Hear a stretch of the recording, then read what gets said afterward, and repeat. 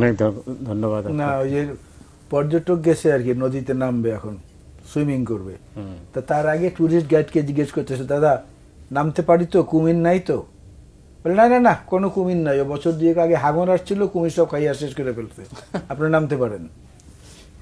এখন কুমির থেকে সরে হাঙরের ভয় করলে তো হবে না, একটা সিদ্ধান্ত তো আমাদের আসতে হবে। একটা সময় আপনার কানাডার খুব জনবিরল শহর নরম্যান ওয়েলস শহরটার নাম, এখানে 2 বছর যাবৎ কোনো নরসুন্দর ছিল না, কোনো নাপিত ছিল না। তখন শহরবাসীরা একে অন্যের চুল কেটে দিত। তো এই যে পারস্পরিক সহযোগিতার বিষয়টা আপনি যেটা বললেন না, সমঝোতার বিষয়, আপনি সেই 90-এর গণঅভ্যুত্থানের পরেও দেখেন জাস্টিস শাহাবুদ্দিন সাহেব কিন্তু একটা রূপরেখা দিয়েছিলেন ওনার টিম নিয়ে, যে এই জিনিস, সঙ্গে সঙ্গে রাজনৈতিক দলগুলো ওনার পেছনে পেছনে চলেছেন। একটা আনসার এবং একটা লাঠি হাতে একটা কেন্দ্রের নির্বাচন হয়েছিল, মনে করে দেখেন, কোথাও একটা পাতা ঝরে পড়ার শব্দও হয় নাই। তার মানে কি, আপনি যদি কনসাসনেসটা গ্রো করতে পারেন, নিজেদের মধ্যে সমঝোতা, আভ্যন্তরীণ সমঝোতাটা তৈরি করতে পারেন, তাহলে কোনো কিছুই কোনো বড় বাধা ডিঙানোর সমস্যা না। কিন্তু সেইটা তো নাই এখানে, পথনকশাও তারা ঘোষণা করছে না, রাজনৈতিক দলের পরামর্শও নিতে চাচ্ছে না, এমনকি রাষ্ট্রবিজ্ঞানী যারা, রাষ্ট্রচিন্তক যারা, তাদের সঙ্গেও কোনো পরামর্শ বৈঠক ওনারা করছেন এমনটা আমার জানা নাই। তাহলে তো এই শূন্যতাটা তৈরি হবেই। এই শূন্যতাটা যেমন অ্যান্টার্কটিকায় কোনো ঘড়ি নাই, টাইম জোন নাই ওদের কোনো, কারণ বাংলাদেশটা কি একটা টাইম জোনবিহীন দেশে পরিণত হবে নাকি? একটা টাইম জোন তো ঠিক করতে হবে। এগুলোই খুব অবাক লাগে যে তাহলে কি প্রত্যাশা নিয়ে মানুষ এনাদের পেছনে থাকবে, বা কোন প্রত্যাশা নিয়ে মানুষ মনে করবে যে আগামীকালকে সকালটা বোধহয় এই ঝঞ্ঝাটবিহীন হবে, কোথাও গিয়ে আটকা পড়তে হবে না, এমন আশা তো করা যাচ্ছে না। না, সমালোচকরা যেটা বলছেন যে তাদের রাজনৈতিক দল গঠনের পরেই আপনি একটা আলামত খুঁজতে পাবেন।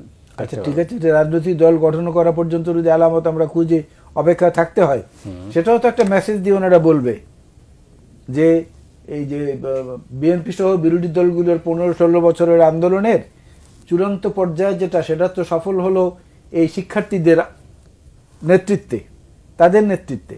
তো তাদের মধ্য থেকে যদি কোনো নতুন জাগরণী শক্তি তৈরি হয়, সেই পর্যন্ত আমরা একটু অপেক্ষা করি, তারপরে এগুলো নিয়ে আমরা খোলাসা করে আলোচনা বলবো। তাদের তো কেউ না করবে না, আমরাও তো তাদেরকে স্যালুট করি, এই শিক্ষার্থীদেরকে, বৈষম্য বিরোধী আন্দোলনের যারা, কারণ তারা প্রমাণ করে দেখিয়েছে যারা মরতে জানে তাদেরকে মারা যায় না, মরতে জেনেছে তারা, যে কারণে তাদেরকে মারা যায় নাই।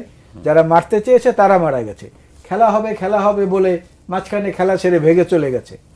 এই খেলা হবে প্লেয়াররা এখন কোথায়? তারা তো খেলছে না এখন আর, এখন অন্য কেউ খেলছে, যেটাই খুব খারাপ। যেটা এই সাইদ বইয়ে বলেছেন যে পর্দার অন্তরালে থেকে যদি কেউ খেলাধুলা করে, এটা তো আইডেন্টিফাই করতে করতে অনেক সময় লাগবে, সেই সময়টা তো দেওয়ার মতো অবস্থায় আমরা নাই।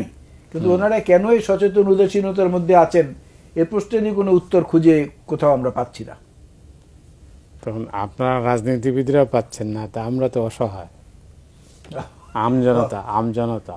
হ্যাঁ, আমজনতা তো অসহায় হবেই। আমজনতার জন্যই তো আন্দোলনটা বা লড়াইটা হয়েছিল, বা তাদের কল্যাণের জন্যই। সবাই তো আমরা মুখে মুখে সেটাই বলি, কিন্তু আসলে আমজনতার দিকে কতটা আমরা তাকাই তার প্রমাণ দেখেন। আমি আপনার এই শোতে এইখানেই আমি বলে গিয়েছিলাম, আমার সঙ্গে ওই দিন প্রথম আলোর সোহরাব হোসেন সাহেব ছিলেন, যে কেন স্বরাষ্ট্র উপদেষ্টা মহোদয় ওই সময় পর্যন্ত, কেন স্বরাষ্ট্র উপদেষ্টা মহোদয় এখন পর্যন্ত ডিএমপি হেডকোয়ার্টারে যাননি, কেন তিনি এখন পর্যন্ত সবচেয়ে বেশি মানুষ যেখানে মারা গেছে সেই উত্তরায় কেন যাননি, মোহাম্মদপুরে কেন যাননি, যাত্রাবাড়িতে কেন যাননি, এইসব থানাগুলো উনি কেন পরিদর্শন করছেন না? এবং খুশির ব্যাপার হলো ওই অনুষ্ঠানের একদিন পরপরই কিন্তু উনি এই ভিজিটগুলো শুরু করেছিলেন। তো এই যে আমরা বলছি, ছোট ছোট মানুষেরা যে বলছে, ক্ষুদ্র ক্ষুদ্র ব্যক্তিরা, এগুলো একটু শোনেন না, শুনলে তো ভালো হয়। ক্ষুদ্র ক্ষুদ্র বালুকণা বিন্দু বিন্দু জল, গড়ে তোলে মহাদেশ সাগর অতল, পড়েছি না আমরা ছোটবেলায়। তো ছোটদের কথা শুনলে সমস্যা কি? এগুলো ভুল প্রমাণিত হয়ে